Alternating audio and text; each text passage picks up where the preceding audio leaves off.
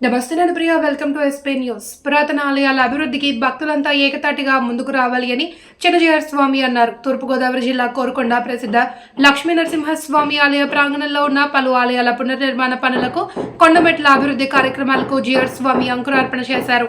అనంతరం స్థానిక ఎమ్మెల్యే జక్కంపూడి నివాసం వద్ద భక్తులకు తీర్థగోష్ఠి నిర్వహించారు. ఈ సందర్భంగా చిన్నజీఆర్ స్వామి మాట్లాడుతూ పురాతన ఆలయాల ఆనవాళ్లను కాపాడుకోవాల్సిన బాధ్యత భక్తులపై ఉందన్నారు. సమాచార శాఖ మంత్రి చెల్లుబోయిన వేణుగోపాలకృష్ణ, వైసీపీ సిజేసి సభ్యురాలు జక్కంపూడి విజయలక్ష్మి అధిక సంఖ్యలో స్వామివారి శిష్యులు పాల్గొన్నారు.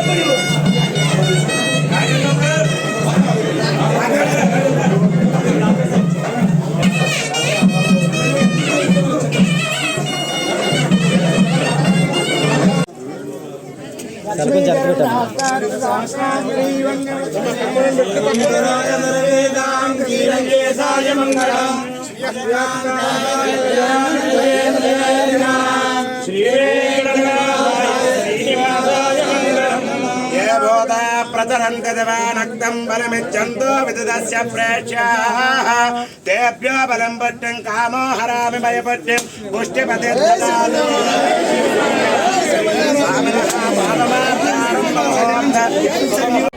మా అర్చన స్వామి వారితో కలిసి మా దగ్గరికి వచ్చారు. మాకు ఆశ్చర్యం వేసింది. అతను కుర్రవాడు, వయస్సులో ఆలయాన్ని జీర్ణోద్ధరణ చేద్దామనే కోరిక అతనిలో కలిగిందంటే మాకు సంతోషం వేసింది. విజయలక్ష్మి గారు చాలా అద్భుతంగా మాట్లాడారు. ఇప్పుడు నేనేమిటో అనుకున్నాను, కానీ చాలా మంచి సంస్కారం కలిగినటువంటి వ్యక్తి, గ్రామము, దైవ సన్నిధానము, భగవత్ సేవ, భక్తులకి మరింత భగవద్ అనుగ్రహం కలగాలి అనేటటువంటి కాంక్ష వారిలో పరిపూర్ణంగా ఉంది. వారి కుమారుడు చిరంజీవి రాజాలో కూడా ఆ శ్రద్ధ ఉంది.